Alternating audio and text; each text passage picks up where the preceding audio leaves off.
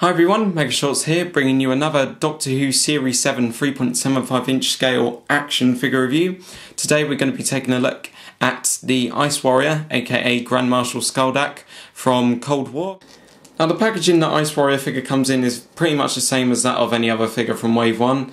On the front we can see a picture of the 11th Doctor's TARDIS along with a little bubble saying Series 7 figure collection. Then below that you've got the figure in a clear plastic bubble which has a card underneath showing a Doctor Who logo and the name of the figure.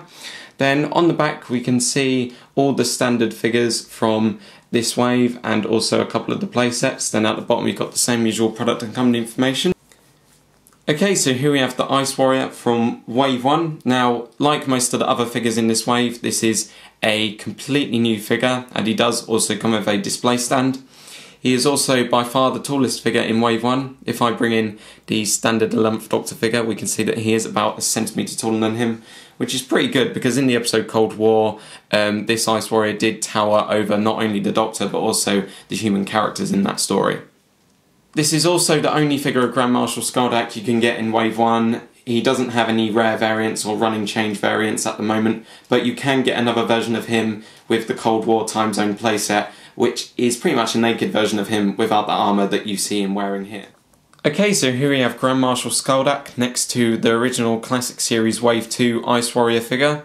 We can see that there are quite a few differences between these two Ice Warrior designs. We can see that Skaldak is much darker than the original. He also doesn't have any fur around his neck, shoulders, arms or legs. He's also got different hands.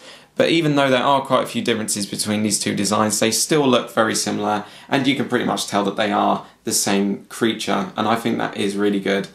I'm really happy with the design that they used for Grand Marshal Skaldak.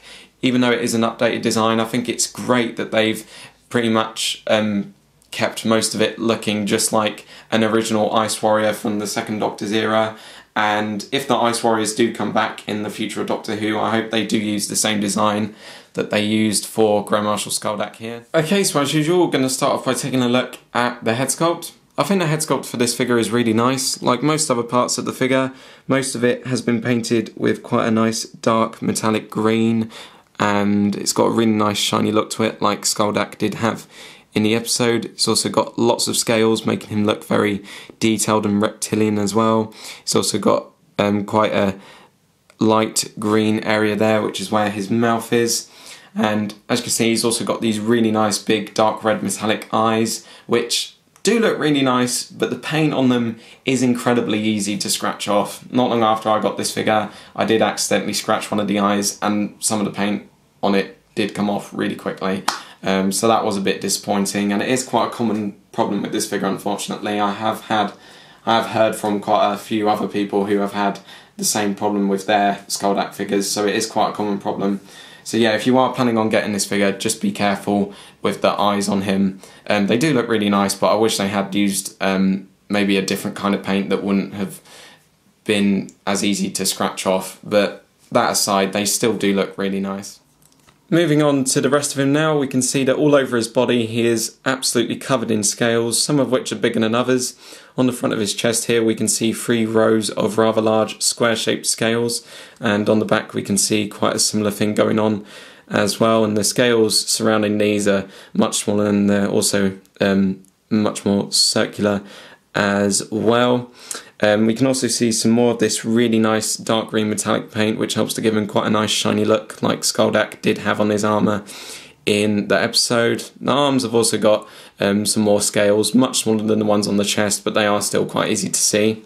If we take a look at his right arm, we can see that he has got this bit, which is where his arm weapon comes out in the story. Sadly it isn't featured on the figure. Would be nice if at some point they perhaps re-released this figure with perhaps a different arm that features the arm weapon, and they have done that with the Cybermen figures in the past, so I can't really see why they can't do that with this one, and that would be really nice. That would help us do some more scene recreations with him.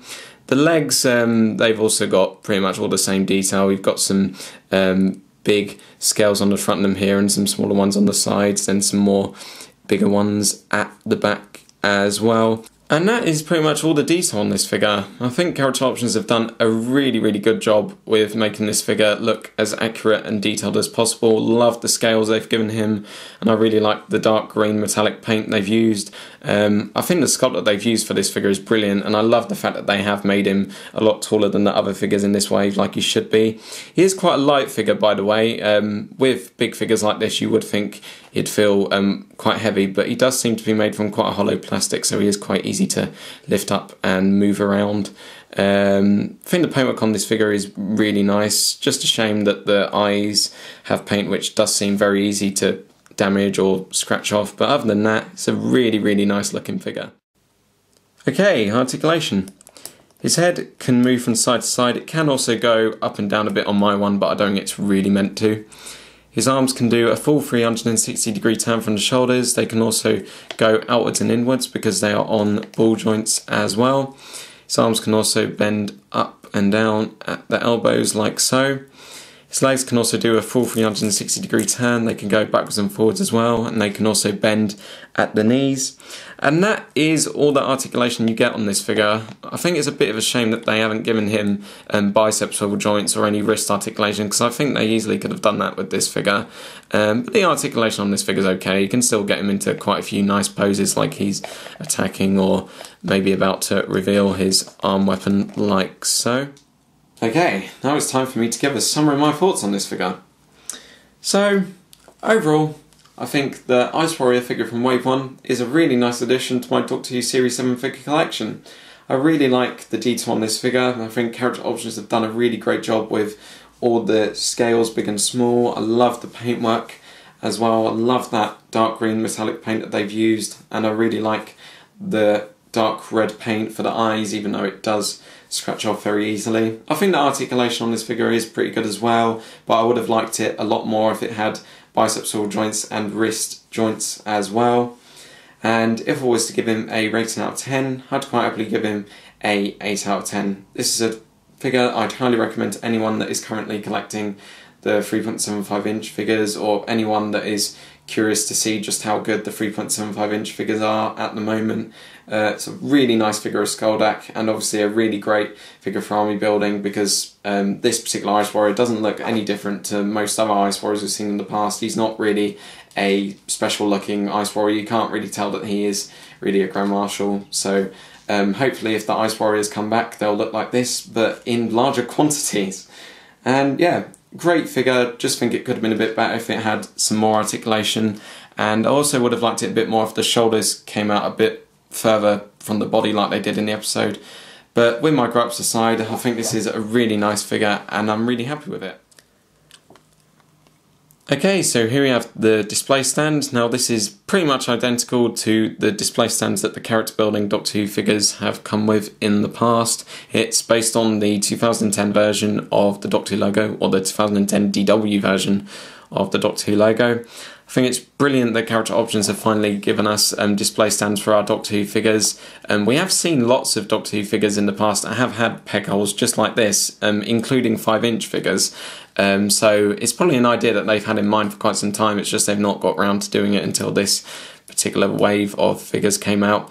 It's a really nice simple accessory. As you can see, it has got one peg and the figures do fit on them very nicely like so, and obviously it does a very good job at preventing them from falling over.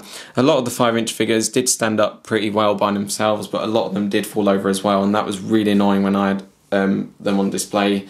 I remember there was one time, I think about 6 years ago now, when I just finished putting up my Series 3 and 4 figures, and I think it was Captain Jack that fell over, and he knocked just about every single one of them over on the shelf, and I spent weeks trying to get that display looking neat again.